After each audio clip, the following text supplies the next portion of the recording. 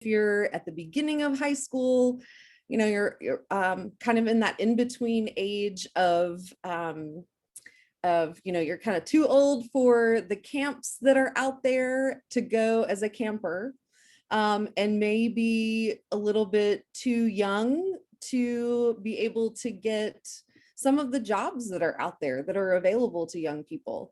And so there's this like little in-between time that can be a little bit challenging. And that's one of the reasons why we feel it's really important to engage with our community, for our students to have that opportunity to learn from people in the community and grow and have some independence. So being able to get out and have these different learning opportunities is really crucial to their learning and their growth. Yeah, so we'll keep on moving. So it was funny because I was thinking about summertime and all of the experiences that I had as a young person and experiences that I hear about other people having, and then also my own children's experiences. I have a student, well, I have a child who is a student at University of Memphis. So he's really not a child. He's really 22 almost. And also a junior or sophomore at Crosstown. Emmeline is in 10th grade. And so I think about what their summers are like. And I'm sharing this photo with you all that actually came up in conversation with my advisory recently. And then I saw it, I ran across it today. We were talking about summertime in advisory, and we had this wonderful prompt from the writer Jason Reynolds about, what would you find in the bottom of the pool? What kind of treasures are there? Just kind of gearing our minds towards, or moving our vision towards the summertime and thinking about, like what kinds of things do you find in the bottom of a pool besides a Band-Aid? Gross.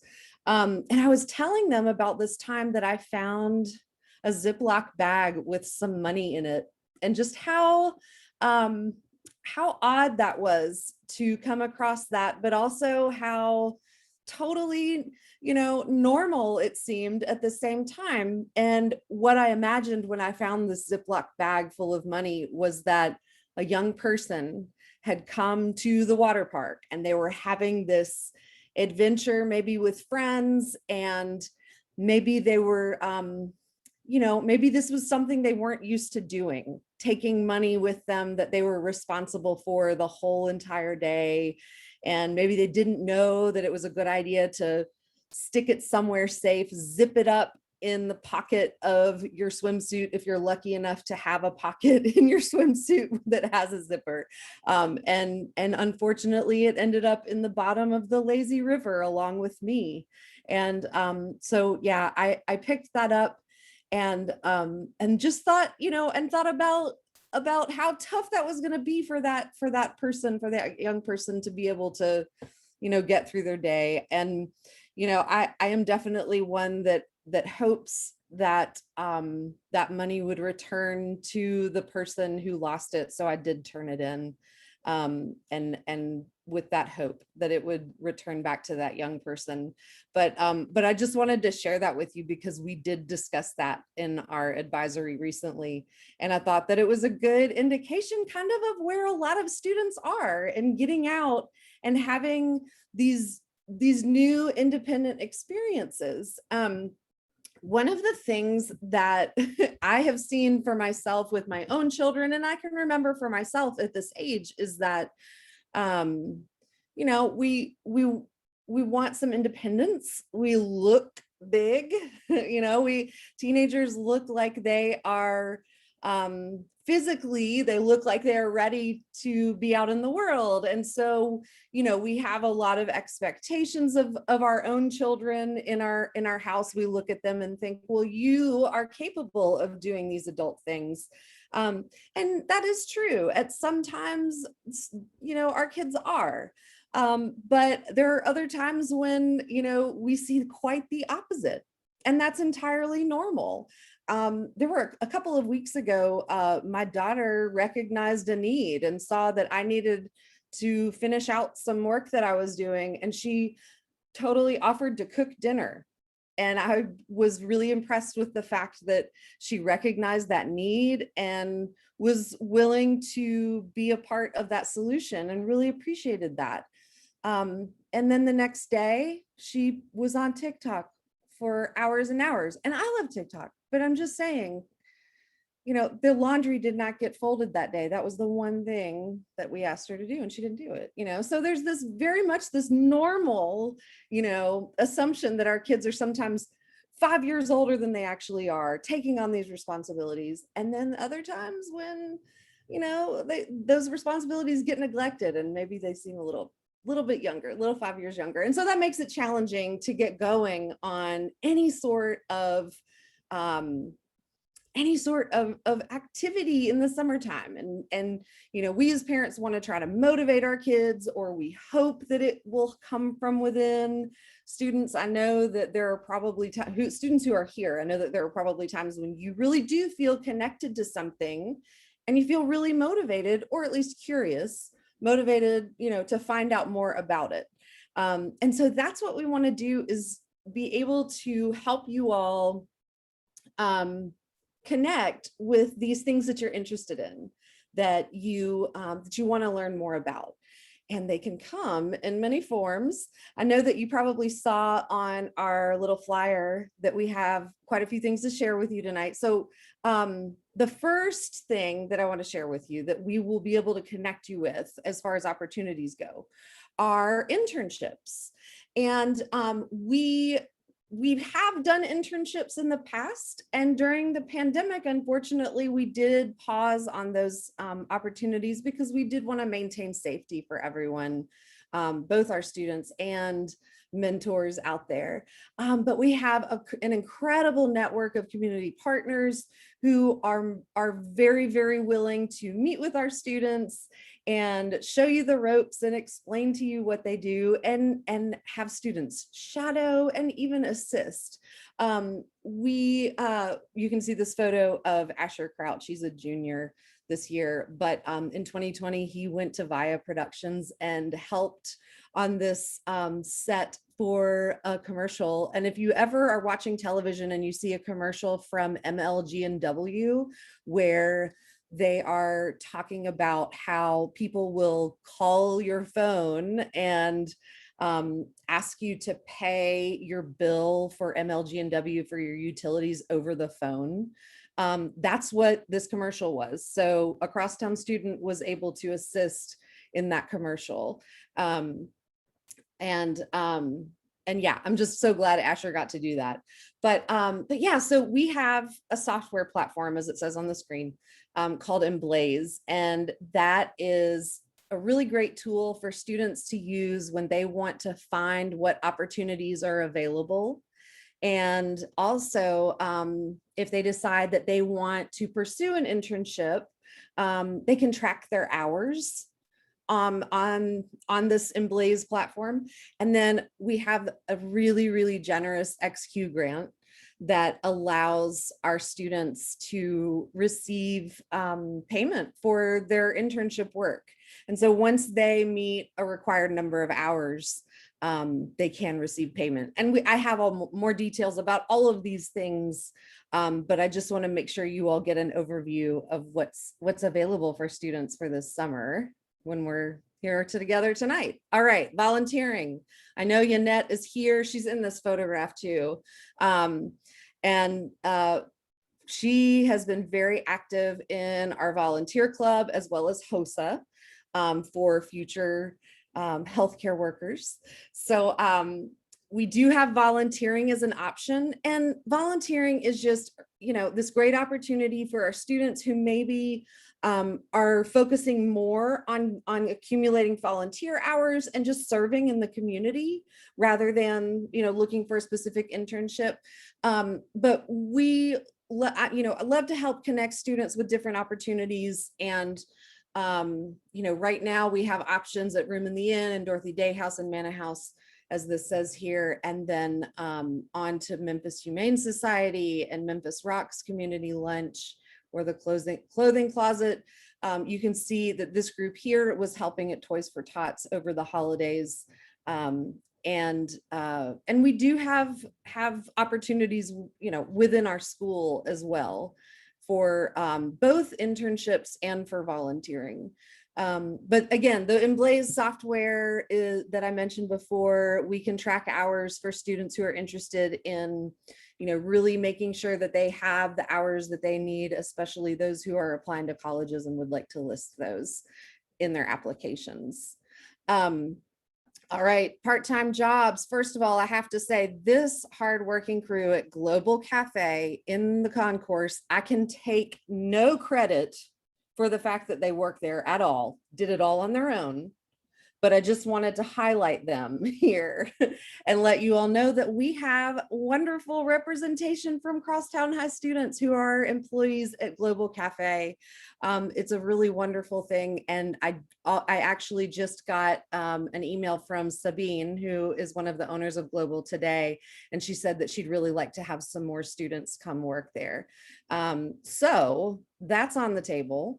But we're very frequently contacted by many organizations, both in the building and businesses out of the building. We're just in the network where people think, oh, I want to hire some young people who are ready to work and are, I can't, I can't help but think that these places are also thinking, Crosstown is really doing things differently, and they're educating their students, not just as numbers, but as whole human beings. And I can't help but think that they're also thinking of that they're looking for a certain type of worker. And I am happy to connect students who are looking for opportunities to those in our schools network, in my own network, because, not everybody has a network, and you got to start somewhere, especially when you're a young person. And that's what we're here to do. We're here to help. So part-time jobs, volunteerships, internships, all great opportunities for the summertime to create, space for meaningful and purposeful work. Of course, it's really important for young people as well to have some economic independence and, feel like they are either contributing to their household or taking the weight off of you all by being a little bit more independent and earning their own money. All right, next is kind of a shift in a different direction.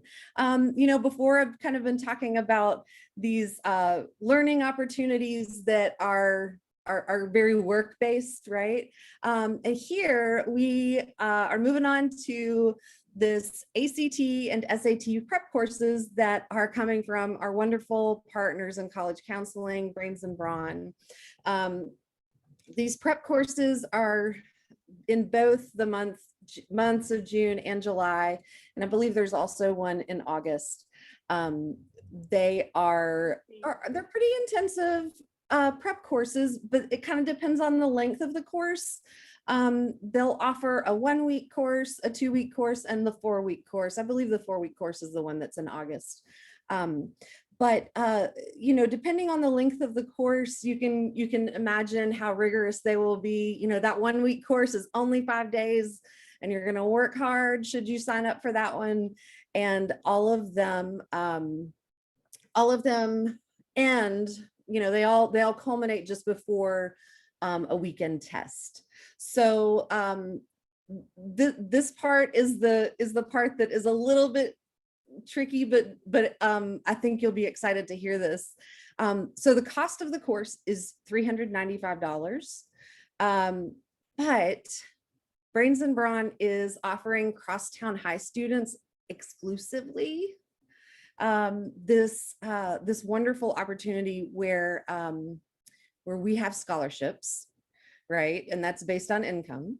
But also the big kicker that's really exciting is that when all of the coursework is completed, when students complete all of that work, families receive a refund of whatever money they have paid, whether it is, a scholarship or the full price. And so this is a great opportunity for students who are looking to either begin the practice for the ACT and SAT that all of the juniors will take next spring. And some seniors will be taking this summer and a little bit in the fall. And so this is a great opportunity just for those groups, the rising juniors and rising seniors. If you have a rising sophomore, you can just pause for a moment. You're not there yet. You don't have to jump on this just yet. Just enjoy this summer and this next coming year. But this opportunity is available. I mean, we'll get the information out to you as soon as possible for those who are interested in signing up. But so far we have had really wonderful support from Brains and Brawn. Our students have benefited greatly from their coaches. And when I say our students, I mean our current juniors. So we're really excited about, again, our partnership and then also this opportunity to offer these courses. And again, we'll get more information about this out to you as soon as possible. I'm going to hand it over to Ginger to talk a little bit about our summer learning experiences. Even though there's a lot of text up here, you don't have to read it. Ginger's going to talk. It's just there. Yeah, and I actually haven't read the text yet, so I'm just going to talk, and if I miss anything, it's probably on the text. So one time only, we assume, opportunity that we have this summer based on some extra funding that we have gotten is that so Leah talked a lot about, opportunities that, could potentially earn a student money, but sometimes there are things that your child wants to do or that you as a student want to do that cost money. There are, workshops at universities, there are, various classes that you can take in the community. And some of those cost a lot of money, and that can be prohibitive for students participating in them. And so we are able this summer only, again, to offer $250 to up to $250 in scholarship for those kinds of experiences. They do have to, just based on the funding that we have gotten, they do need to be academic in nature. I'm as big a fan as any of a good sports camp or, music opportunity, but these do, by the stipulation of our funding, have to be academic in nature in some way. So if you are a student or you have a student who is interested in signing up for a writing workshop or a STEM camp of some sort of thing, some sort of like that, that is going to cost you some money out of pocket, we can offer to pay up to $250 of that. Leah, is it okay if I go ahead and put the link in the chat okay. And we'll send this out again too, but for now I will put the link in the chat for the application for that. So it's a low-key application. It's just a Google form like you get from us all the time. But it'll give us a chance to look at what your child is doing and say if it's something that we can offer a scholarship for. Did I miss anything there? I don't think so. I don't think so. Yeah, great. Thanks, Ginger. And before we wrap up, because again, I wanted to make sure that we were respectful of everybody's time. Before we wrap up, I want to offer you all this in this quotation: the greatest gifts that we can give our children are the roots of responsibility and the wings of independence. And that is from Dr. Maria Montessori, a longtime educator. And I wanted to share that with you all because, it kind of makes me go back to that image of the Ziploc bag of money sinking down in the pool. Summertime can be a really challenging time for families and a challenging time for young people because you want to have a break, right? You want to get some time to rest. It's crucial to your growth and development. But if the break's a little too long, that's when things can get really hard because your needs are actually not being met. And, I encourage all of you parents to think about, what are those responsibilities in your family and in your homes, and students who are here, I encourage you to look around your house and look at your family and think, are there some responsibilities that I can take on? Because those responsibilities are what actually offer you the opportunity to gain some independence, and it gives you some agency. So, I encourage all of our crosstown families to look for those opportunities. I know that it's extra work because I do it at my house, and it does mean that I have to, as a parent, have follow through, and that is really tiring sometimes, but it's worth it. I will share one last thing with you all. Years ago, when my now 22-year-old was a senior in high school, he was feeling, he was just really feeling that senioritis and just feeling frustrated, not very engaged with his community, and doing school and getting ready to graduate, but just still feeling kind of blue. And he went to talk to a counselor, and the counselor asked him to come home. No, well, the counselor talked to him, and then he came home, and he said to me, he said, "Hey, Mom, Dad, the counselor asked me to tell you to give me some chores to do and to give me some responsibilities, because I need that. Like, I really need some things to make me feel like I'm contributing. And so, do you want me to clean the kitchen? Show me the list of the responsibilities." And it was actually, the counselor was right.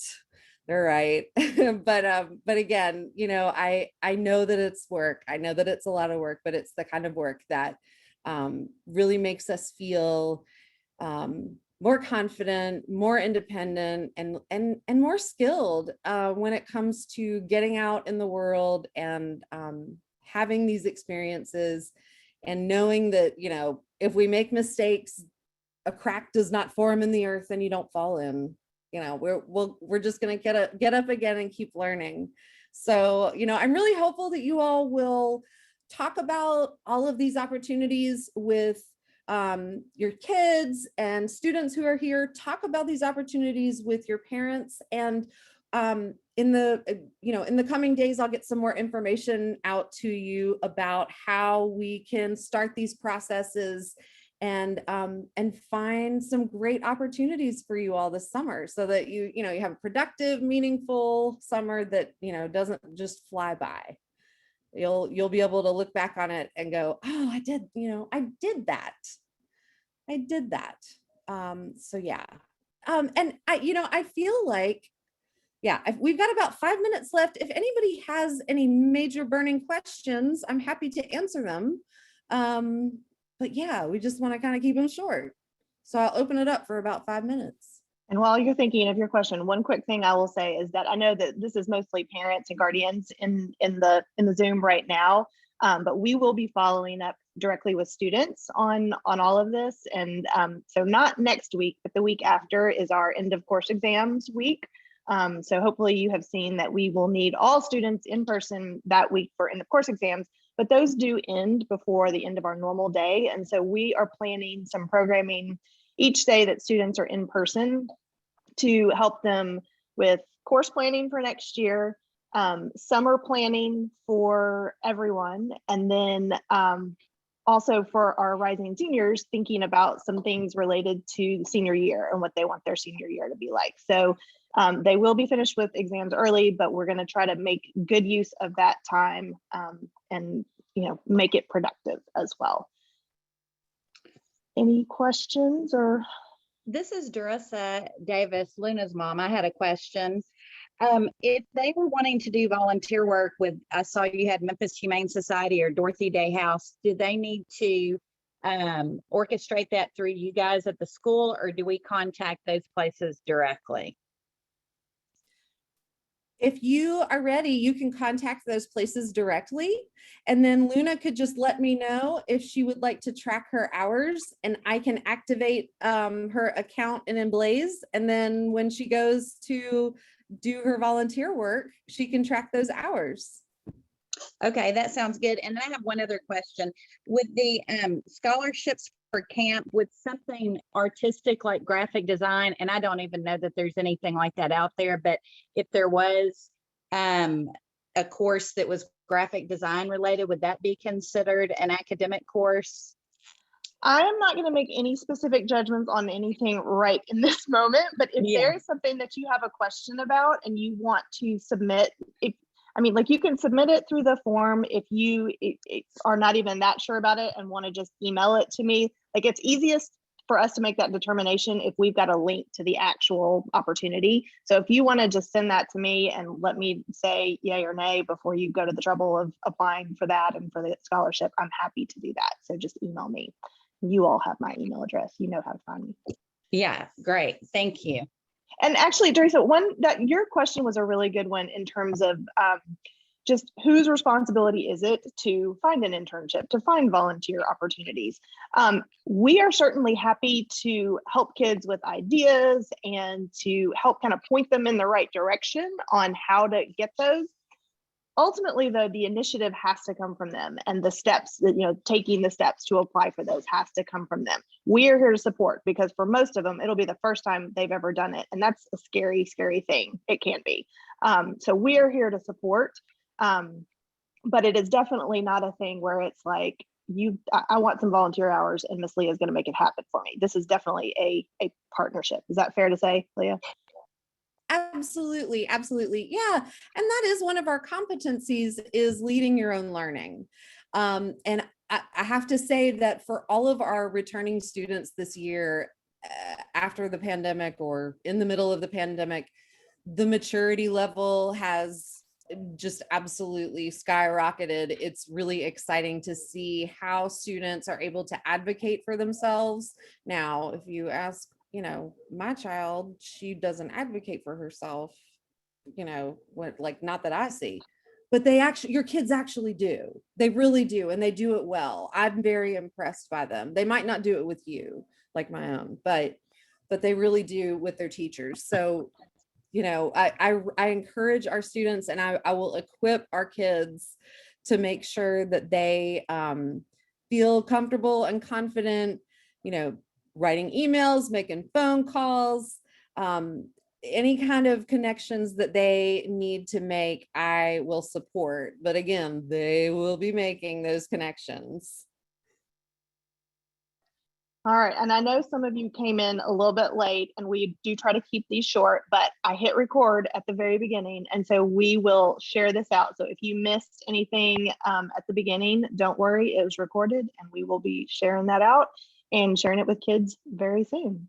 Yeah, thanks for doing that, Ginger. I'll make sure that I let our families know when the video is available, so that way you all can go back and watch it if there's anything that you missed or you want to revisit.